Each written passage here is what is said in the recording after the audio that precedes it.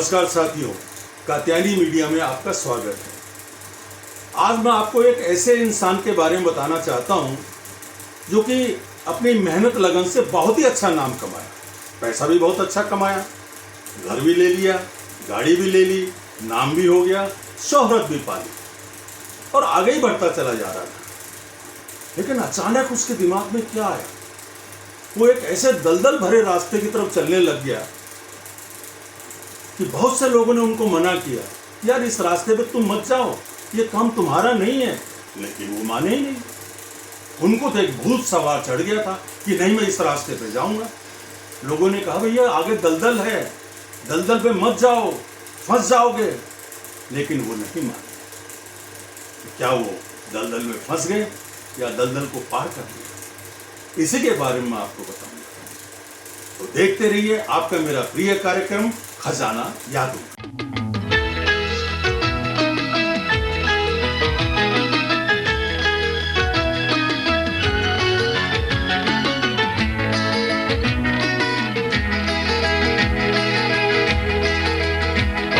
खजाना यादों का, खजाना यादों का लाए हैं हम आपके लिए, गुमचा बहारों का। खजाना यादों का, खजाना यादों का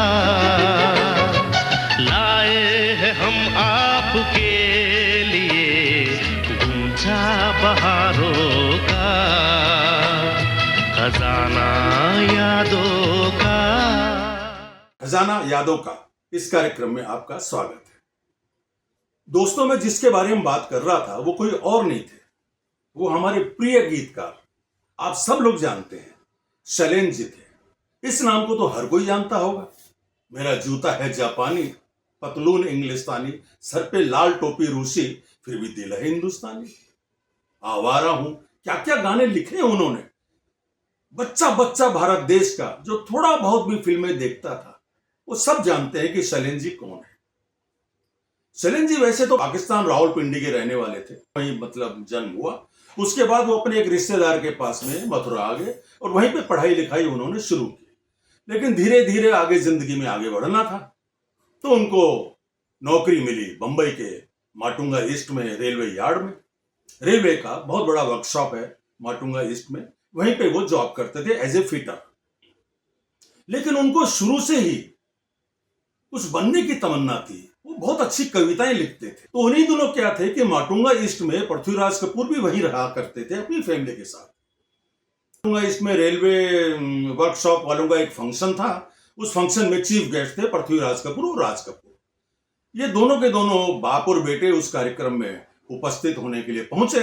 तो वहां पे सारा कार्यक्रम चल रहा था। कार्यक्रम के बीच में अचानक हुआ अनाउंस कि हमारे बीच में आ रहे हैं शैलेंद्र। शैलेंद्र स्टेज पर आए। आने के बाद उन्होंने जलता पंजाब करके, क्योंकि देश आजाद हुआ था, जलता पंजाब करके उन्होंने जो कविता सुनाई, वो दे धड़ाधड़ तालियां जो बजी, पृथ्वीराज कपूर भी बहुत खुश हुए कि कमाल का कवि है। इस तरह से कार्यक्रम संपन्न होने के बाद में सब लोग वहां से चले गए। पृथ्वीराज कपूर जब जाने लग गए तो उन्होंने कहा चलो बेटे चलते हैं। तो राज कपूर ने कहा नहीं आप चलिए, मैं आता हूं, क्योंकि वो भी माटुंगा ईस्ट में ही रहते थे। राज कपूर शैलेंद्र जी के पास में गए और जाके उनको अपना कार्ड दिया। बोला मेरा नाम राज कपूर है, मैं फिल्म बनाता हूं, मैं चाहता हूं कि आप मेरी फिल्म में गाने लिखें। साथियों, उन दिनों 47, 48, 49 ये जो साल हुआ करते थे, ये उस समय के जो हालात थे, वो हालात ऐसे थे कि फिल्म इंडस्ट्री वालों को इज्जत नहीं हुआ करती। थोड़ा दूरी रखते थे कि भैया फिल्म वाले हैं, अपने को दूरी रखो, कुछ भी आप समझ लीजिए। मैं उसके बारे में कुछ कहना नहीं चाहता, आप कुछ भी समझ सकते हैं। तो शैलेंद्र जी ने कहा ठीक है, मैं देखूंगा। इस तरह से शैलेंद्र जी ने राज कपूर साहब को विदा किया। महीना बीत गया, 2 महीना बीत गया। उन्हीं दिनों राज कपूर फिल्म बना रहे थे बरसात। 6-7 महीने के बाद में अचानक शैलेंद्र जी की पत्नी की तबीयत खराब हुई, क्योंकि वो प्रेग्नेंट थी। उसके बाद शैलेंद्र जी को पैसे की जरूरत पड़ गई, 600 साढ़े 600 रुपए की जरूरत पड़ गई। अब शैलेंद्र जी की उन दिनों तनख्वाह कितनी थी? 70 रुपए, 80 रुपए। अब शैलेंद्र जी परेशान कि मैं क्या करूं क्या नहीं करूं, पैसे कहां से लाऊं। अचानक उनको याद आया कि राज कपूर ने मुझे याद किया था, वो फिल्म बना रहा है, शायद वो मुझे पैसा दे देगा। तो शैलेंद्र गए राज कपूर साहब के पास, उनको जाके बोला कि भाई मेरे को जरा 500-600 रुपए की जरूरत है, अगर आप दे दें तो। बोला ठीक है, ये ले लीजिए। राज कपूर साहब ने उनको 500 रुपए दे दिए। अब वहां से वो वापस आ गए। वापस आने के बाद में उनकी वाइफ की तबीयत थोड़े दिनों के बाद ठीक हो गई और इस बात को वो भूल गए। धीरे धीरे उन्होंने करीब 500-600 रुपए जो उनसे लिए थे वो इकट्ठे किए। इकट्ठा करने के बाद वो राज कपूर साहब के पास गए। बोला राज कपूर साहब, आपका बहुत बहुत धन्यवाद, आपने मुझे बुरे वक्त पे साथ दिया, मैं आपको ये पैसे लौटाने आया हूं। तो राज कपूर साहब ने कहा कि देखिए शैलेंद्र जी, पैसे तो मैं आपसे नहीं लूंगा। बोला नहीं, पैसे तो आपको लेने पड़ेंगे। बोला पैसे तो मैं नहीं लूंगा, आप एक काम कर सकते हैं, मेरी फिल्म में सारे गाने लिखे जा चुके हैं, पिक्चराइज हो चुके हैं, 2 गाने बाकी हैं। आपको सिचुएशन बताता हूं, उस सिचुएशन पे अगर आप 2 गाने लिख दें तो मेरा काम बन जाएगा। अब शैलेंद्र जी के दिमाग में यह आया कि यार मेरी तनख्वाह तो 70-80 रुपए, ज्यादा 90 रुपए तनख्वाह है, इस तनख्वाह पे मेरा काम नहीं चल पाता, मुझे 500 रुपए अपने कमाए हुए इसको वापस देने पड़ रहे हैं। अगर 2 गाने लिख देता तो मेरे 500 रुपए बच जाएंगे। हर आदमी ऐसा सोचता है जिसको नॉलेज है। तो शैलेंद्र जी ने कहा ठीक है, बताइए। तो राज कपूर साहब ने उनसे अपनी सिचुएशन पे 2 गाने लिखवाए। पहला गाना पतली कमर है, तिरछी नजर है, ये बरसात फिल्म में गाना था, और दूसरा गाना उन्होंने लिखवाया टाइटल सॉन्ग। बरसात में हमसे मिले तुम सजन, तुमसे मिले हम बरसात। इस तरह के 2 गाने उनसे लिखवाए और लिखवाने के बाद में बोला जी ठीक है, बहुत अच्छी बात है, फिर हम जल्दी मिलेंगे। इस तरह से शैलेंद्र जी के दोनों गाने हिट हुए। बरसात जब रिलीज हुई और फिर धीरे धीरे वो राज कपूर साहब के सहयोगी बन गए, उनके साथ में बहुत सी फिल्में करने लगे। बल्कि आरके की सारी फिल्मों में उन्होंने गीत लिखे हैं, उन्होंने और हसरत जयपुरी साहब ने। इस तरह से बहुत से प्रोड्यूसर डायरेक्टर को लिखने लग गए और उनका नाम हुआ, शोहरत हुई, पैसा कमाया, सब कुछ है। 63-64 में उनकी मुलाकात हुई फणीश्वरनाथ रेणु से, जो कि बिहार के थे, एक राइटर थे। उन्होंने एक बुक लिखी थी, मारे गए गुलफाम। मारे गए गुलफाम पिक्चर एक्चुअल कोई उन्हीं के एक दोस्त थे, वो बना रहे थे, लेकिन वो फिल्म बना नहीं पाए। बाद में शैलेंद्र जी से मुलाकात हुई, शैलेंद्र जी को बोला आप ये किताब पढ़ लीजिए, आपको इसमें गाने लिखने हैं, क्योंकि उनका नाम मैं नहीं जान रहा हूं जो ये पहले फिल्म बना रहे थे। तो शैलेंद्र जी ने देखा कि भाई लाओ, मैं पढ़ता हूं, इसके बाद गाने लिखता हूं। जब वो पढ़ने लग गए तो उनको लगा कि यार ये फिल्म तो बनाई जाए तो मजा आ जाएगा। अब जो वो फिल्म बनाए थे उनकी डेथ हो गई। अब फणीश्वरनाथ रेणु जाने लग गए, बोला कि मैं तो जा रहा हूं भी, उनकी डेथ हो गई, ये फिल्म बनेगी नहीं। तब इन्होंने कहा शैलेंद्र जी ने कि नहीं, मैं ये फिल्म बनाता हूं। देखिए साहब, एक अच्छा खासा इंसान, कवि, गीत लिखने वाला, कहां फिल्म बनाने के धंधे में फंसा। इसे कहते हैं दिमाग से काम न लेना। और इस तरह से शैलेंद्र जी फिल्म बनाने में लग गए। उन्होंने स्क्रीन प्ले लिखवाया, स्टोरी लिखी, सब कुछ हुआ। और जब शंकर जैक्सन को बोला तो शंकर जैक्सन बोले यार ठीक है, चलो देते हैं संगीत, पैसा तो हम सब दोस्त ही हैं, जब हो तब दे देना। अब असली बात मैं आपको बताता हूं साथियों कि शैलेंद्र जी ने जब राज कपूर साहब को सब्जेक्ट दिया, इस सब्जेक्ट पे फिल्म बनानी है, बोला बहुत अच्छी बात है, बनाओ। बोला मैं बना रहा हूं। बोला क्या बात कर रहे हो? हाँ, बोलो मैं बना रहा हूं। राज कपूर साहब ने पूरा सब्जेक्ट 4-5 बार सुना, देखा, परखा। बोले शैलेंद्र फिल्म मत बना, ये फिल्म जो तुम सोच रहे हो ना, पैसे बर्बाद हो जाएंगे, फिल्म नहीं चलेगी। अब होता है क्या साथियों, कितने भी आप अच्छे दोस्त हो, अगर कोई दोस्त आपको सलाह दे दे तो आपके मन में क्या आएगी, यार तुम तो खुद तो राज कपूर प्रोड्यूसर डायरेक्टर बन गए, मैं अगर कभी होकर प्रोड्यूसर नहीं बन सकता क्या? ये तकलीफ शैलेंद्र जी को अंदर ही अंदर खाई जा रही थी। खैर जो भी था, राज कपूर साहब ने बहुत मना किया लेकिन वो नहीं माने। इस तरह से राज कपूर साहब ने उनके साथ में काम करने को स्वीकृति दे दी। बोला ठीक है भाई, चलो काम करता हूं। और वहीदा रहमान बनी उनकी फिल्म की हीरोइन। गीत उन्होंने हसरत साहब से भी लिखवाए, खुद भी लिखे, और म्यूजिक दिया शंकर जैक्सन ने। फिल्म बनी, 3 साल लग गए फिल्म को बनने में। ब्लैक एंड व्हाइट थी, कलर फिल्मों का जमाना आ चुका था। फिल्म में संगीत बहुत जबरदस्त था, इसमें कोई कमी नहीं थी। फिल्म की थोड़ी बहुत शूटिंग फॉरवेस्टगंज के पास हुई, बाकी शूटिंग थोड़ी बहुत बीना में हुई, बाकी महाराष्ट्र में थोड़ी बहुत शूटिंग करके फिल्म को कंप्लीट किया गया। फिल्म के अंदर डायरेक्टर जो थे वो थे विमल रॉय के जमाई बासु भट्टाचार्य। बासु भट्टाचार्य इस फिल्म के डायरेक्टर थे। फिल्म बनी, कंप्लीट हुई, दिन पे दिन धीरे धीरे धीरे धीरे कर्ज जो था वो शैलेंद्र जी के माथे पे चढ़ने लग गया और शैलेंद्र जी शराब में और सिगरेट में खोए रहते थे।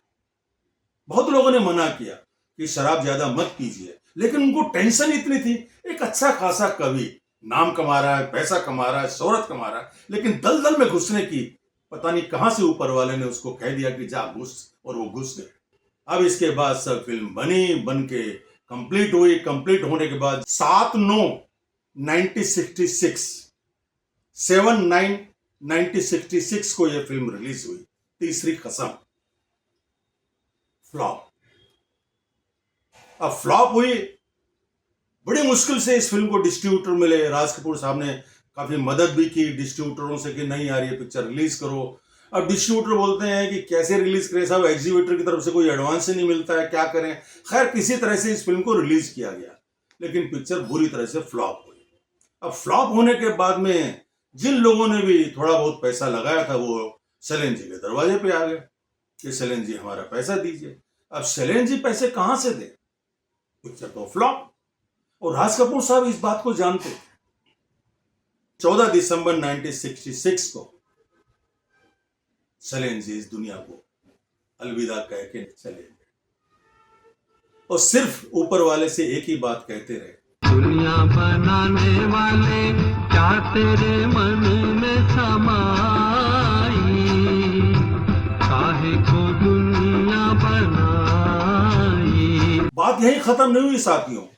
प्रेस वालों ने, रिपोर्टर लोगों ने, आप तो जानते हैं ये किसी के सगे नहीं होते, इन लोगों ने राज कपूर साहब और शैलेंद्र जी के बारे में पता नहीं क्या क्या बातें लिखी कि राज कपूर साहब ने ये नहीं किया, उनका ये नहीं किया, उनका ये नहीं किया। अरे भैया, इस फिल्म लाइन के अंदर हर आदमी अपनी अपनी जिंदगी जीता है, अपने अपने कर्जे के नीचे लदा रहता है, अपनी अपनी परेशानियों के बोझ के नीचे दबा रहता है। ठीक है, उससे जितना हो सकता है उतनी वो मदद करेगा, लेकिन इसका यह मतलब थोड़ी कि अपना पूरा का पूरा घर उसको दे देगा। जबकि राज कपूर साहब ने शैलेंद्र जी को मना किया था कि इस सब्जेक्ट के ऊपर फिल्म मत बनाओ, लेकिन कहते हैं कि ये ऊपर वाला जो है ना, जो चाहता है वही होके रहता है, और फिल्म बनी और फ्लॉप हो गई। इस तरह से हमारे अच्छे खासे कवि शैलेंद्र जी हम लोगों के बीच में से बिछुड़ गए।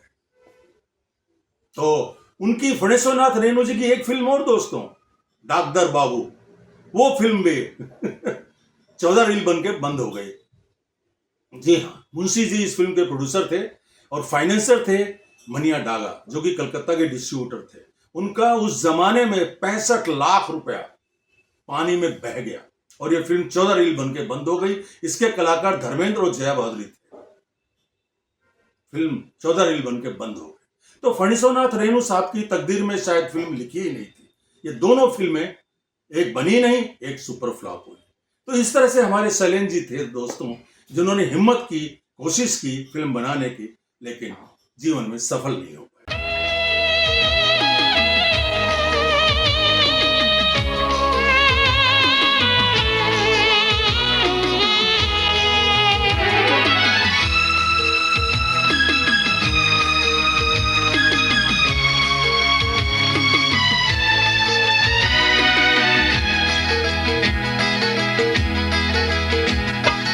आती है यादें उनकी, भर आया आंखों में पानी। आती है यादें उनकी, भर आया आंखों में पानी। नम होती आंखों से देखा संगीत की ये कहानी।